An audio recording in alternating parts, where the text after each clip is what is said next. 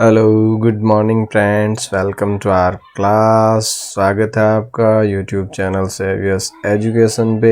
आज अपन बात कर रहे हैं क्लास 10 की, जिसका कि चैप्टर है फीस्ट ऑफ डेड। यानी कि फीस्ट का मतलब होता है दावत, पार्टी ऑफ डेड। डेड का मतलब मरने के बाद, मृत्यु भोज के ऊपर या मरने के बाद की जो पार्टी है उसके बारे में आज की अपनी स्टोरी है, जो आपकी रेजुलेशन बुक है उसका ये पार्ट है। और इसमें आज अपन देखेंगे कि एक तुर्की की फैमिली की कहानी है कि जहाँ परिवार का जो मुखिया है वो जब उसकी मृत्यु हो जाती है, गरीबी से जूझते जूझते, जो मृत्यु के कुछ दिन बाद, जैसा कि रिचुअल है, परंपरा है कि वे आस पड़ोस के व्यक्ति जो है वो उनको भोजन पहुंचाते हैं। और कुछ दिनों बाद जब भोजन बंद हो जाता है तो परिवार की क्या स्थिति होती है, किस तरह की फीलिंग्स है, वहाँ बच्चे जो है उनका क्या सोचना है या इस बारे में जो है वो क्या विचार रखेंगे, आए वो अपन इसके चर्चा करते हैं। तो देखो चैप्टर जैसे हेडिंग आपको दिखाई दे रही है, फीस्ट ऑफ द डेड, यानी मृत्यु के बाद की दावत, मृत्यु की दावत। January change the colour of the air. अब जनवरी जैसा कि मंथ आपको पता ही है कि सर्दी का महीना होता है। Change the colour of the air यानी हवा का रुख ही इसने बदल दिया। The world seemed glimmer and people went out only for work। भी पूरे सर्दी के कारण जो है माहौल पूरा बदल गया और लोग जो है ग्रीमर वर्ल्ड सीम्ड ग्रीमर, दुनिया जो है एक उदासी भरा महसूस हो रहा है। लोग सिर्फ और सिर्फ अपने आवश्यक कार्य के लिए ही बाहर जाते हैं। There was nobody under the oak tree. अब ओक ट्री के ऊपर भी जो है, ओक ट्री के नीचे कोई भी व्यक्ति नहीं है। इन द कोर्टयार्ड, नहीं कोई कोर्टयार्ड में, गलियारे में, ऑफ द मॉस्क्यू, मस्जिद का जो गलियारा है वहाँ भी कोई नहीं दिखाई देता। द अदर कूल प्लेसेस, और ठंडे स्थानों पर भी कोई नहीं है। Where children gathered in the summer, जहाँ की ग्रीष्म ऋतु के अंदर बच्चे इकट्ठा होते हैं, वहाँ भी कोई भी नज़र नहीं आ रहा। The fountain were never completely deserted, जो झरना है, फाउंटेन है, वो आज तक कभी भी इतना वीरान नहीं रहा है जैसा कि इस मौसम में है। Almost every day there would be someone to go there to fetch the day's water. लगभग हमेशा एक, ऑलमोस्ट एवरी डे यानी लगभग हमेशा, देयर वुड बी समवन, कोई न कोई होता ही है, to go there to fetch the day's water, अपने दिन भर का पानी लाने के लिए। लेकिन अब जो है वो भी वीरान दिख रहा है, वहाँ भी कोई नज़र नहीं आ रहा। That known the boy who had been to the fountain ran back to the street painting and told the first man he saw. अब देखो, दैट नून यानी उस दिन दोपहर, द बॉय वो बालक, who had been to the fountain जो कि फाउंटेन पे गया था, उस झरने पे गया था, रैन बैक दौड़ता हुआ आया, टू द स्ट्रीट गली में, पेंटिंग यानी हाँपते हुए, एंड टोल्ड और बताया, द फर्स्ट मैन ही सा जो भी पहला व्यक्ति उसको मिला उसने बताया, दुर्सन आगा इज डेड, वे दुर्सन आगा की मृत्यु हो गई। अब देखो दुर्सन आगा कौन है? दुर्सन आगा द वाटर कैरियर। अब दुर्सन आगा कौन है? वाटर कैरियर है, यानी पानी जो है, पानी लाने वाले, पानी की सप्लाई करने वाला व्यक्ति जो है उसका नाम है दुर्सन आगा, जो कि सभी घरों में पानी की सप्लाई करता है। Was a familiar figure on the street, यानी एक जाना पहचाना सा नाम था पूरी गली के अंदर। He barely made both ends meet, he barely यानी मुश्किल से, मेड बोथ एंड मीट का मतलब गुजारा चलाना, आजीविका चलाना, मुश्किल से गुजारा चलता था। एंड लिव्ड और रहता था, with his wife and two children, अपनी पत्नी और दो बच्चों के साथ, अपनी पत्नी और दो बच्चों के साथ जो है वो रहता था, इन ए स्मॉल हाउस, एक छोटे से घर में। हिज एंटायर फैमिली कैपिटल यानी उसकी संपूर्ण पूंजी जो है, जो कुछ भी उसके पास था, consisted of 2 water cans and a pole, उसके पास 2 वाटर कैन जिसमें कि वो पानी लाता था, और एक पोल यानी जिसको कंधे के ऊपर डाल के दोनों तरफ जो है वाटर कैन लटका के जो लाता था, वही उसकी संपत्ति थी। विद ए चैन और इसके अलावा उसके पास एक चैन थी, डैंगलिंग, लटकती हुई फ्रॉम आइदर एंड, दोनों तरफ, जिससे कि वो कैन लटकते रहते थे। Hoisting the pole on his shoulder, वो लकड़ी को, उस पोल को अपने कंधे पर डाले हुए। Hooking the cans by their bundles of the chain, और चैन के बंडल से हुक बनाकर कैन को उसमें लटकाते हुए। ही सेट आउट एवरी मॉर्निंग, यानी हर दिन सुबह जो है वो निकल पड़ता था। वाटर, एनीबडी नीड वाटर, भाई पानी, क्या किसी को पानी चाहिए, इस तरीके से वो पानी की सप्लाई किया करता था पूरे उस क्षेत्र के अंदर, इसलिए सब उसके बारे में परिचित थे, सारे लोग जानते थे। His voice would carry as far as the last house of the on the street। अब उसकी आवाज़ जो है वो इतने ज़ोर से आवाज़ लगाता था कि उस गली के अंतिम छोर के अंतिम घर तक भी उसकी आवाज़ पहुंच जाती थी। Those who needed, जिनको आवश्यकता होती थी वाटर, पानी की, would call back, वो उनको बुला लेते। दुर्सन आगा 1 ट्रिप और 2 ट्रिप और 3 ट्रिप्स, जितनी भी ज़रूरत होती, 1 ट्रिप, 2 ट्रिप, 3 ट्रिप, वो आवाज़ लगाकर दुर्सन आगा को इन्फॉर्म कर देते थे, बुला लेते थे। 1 trip means 2 cans of water. अब 1 ट्रिप का मतलब है कि उसके पास जो 2 कैन थे वाटर के, उसका मतलब 1 trip. Then Dursun Aga would climb up the hill to the fountain, उसके बाद दुर्सन आगा जो है पहाड़ियों पर चढ़कर उस झरने पर जाते। फिल अप हिज कैन्स, अपने कैन भरते। And go to and fro, और इधर उधर चलने लगते। Between the fountain and the houses, यानी उस झील यानी झरने और घरों के बीच में उनका आवागमन चला रहता ऑल डे लॉन्ग, पूरे दिन। He got 3 kurus for each trip. अब कुरुस क्या है, वहाँ की मुद्रा है टर्की की, कि भाई उसको जो है एक ट्रिप के 3 कुरुस मिलते थे।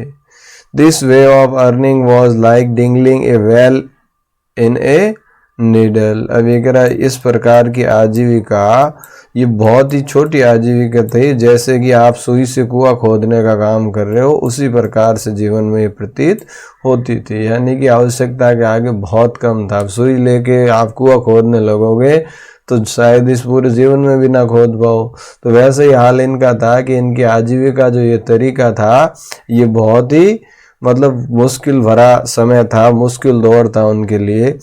They had to rely on his earning, only his earning। उनको जो है अपनी खुद की अर्निंग पे ही रिलाई रहना पड़ता था, निर्भर रहना पड़ता था। It would have been impossible to feed 4 months, but thank God, 4 mouths।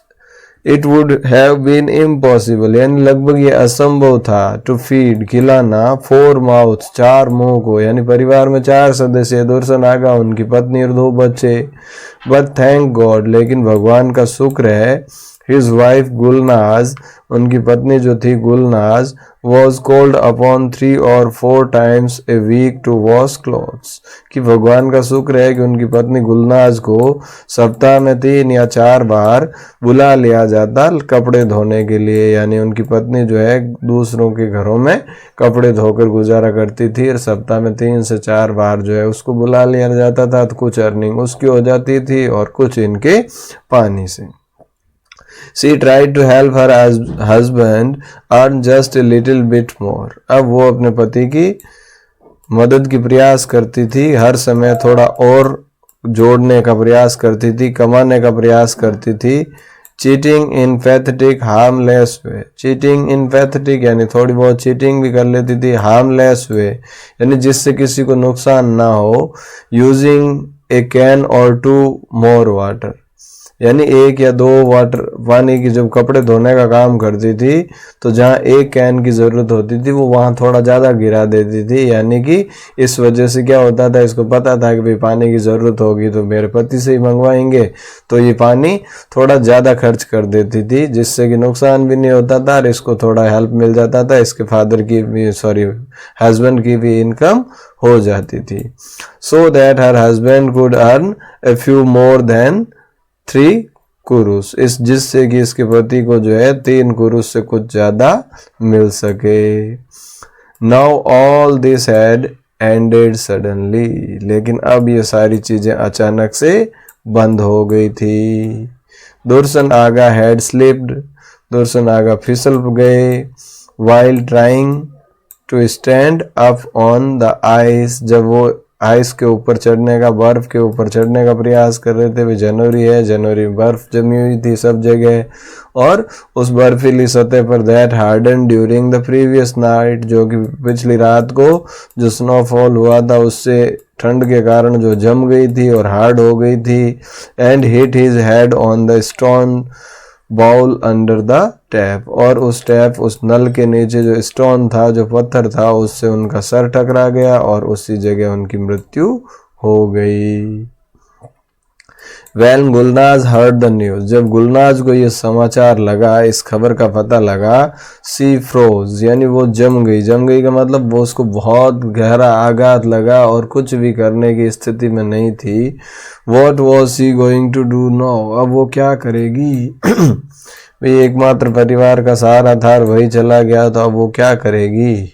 It was not easy to be left with two children, 1 9-year-old and other 6। अब ये कह रहा ये बहुत ही आसान नहीं था कि भी दो बच्चों को इस प्रकार से छोड़ के चले जाना, और जिसमें कि एक तो 9 साल का था और एक 6 साल का, यानी बच्चों की भी उम्र अभी ऐसी नहीं थी कि वो कुछ सहारा बन सके। How could see feed them only by washing clothes 2 or 3 times a week। अब वो सोच रही कैसे जो है वो सप्ताह में 2 या 3 बार किसी के कपड़े धोकर इनको कैसे पालेगी, इनका पालन पोषण कैसे होगा। सी थॉट एंड थॉट, वो बार बार इस पर सोच रही थी, but could not reach a decision, लेकिन किसी भी प्रकार का कोई निर्णय लेने की क्षमता उसमें नहीं थी, किसी नतीजे पर नहीं पहुंच पा रही थी। It is a tradition for neighbors to send food for a day or two to the house where death has occurred। अब जैसे कि वहाँ एक परंपरा होती है कि भी जो आस पड़ोस के पड़ोसी है वो खाना भेजते हैं, जिसके भी घर में मृत्यु हो जाती है उसके घर 1 या 2 दिन तक जो है वो खाना भेजते हैं पड़ोसी अपने घर से। और इसी रिवाज में देखो, first meal came to Gulnaz and her children, इसी प्रकार पहला भोजन जो है गुलनाज और उनके बच्चों के लिए आया from the white house, white house जो घर था वहां से, where Rauf Efendi the wealthy businessman lived, जहाँ की रैफ इफेंडी नाम के एक बहुत ही समृद्ध व्यवसायी रहते थे। At noon on the day after Dursun Aga died, यानी दुर्सन आगा मरे उस दिन दोपहर बाद, the maid of the white house prepared with a large tray, appeared with a large tray, यानी उस दिन उसकी घर की नौकरानी जो है, नौकर जो है, वो एक बहुत बड़ी ट्रे लेकर आए।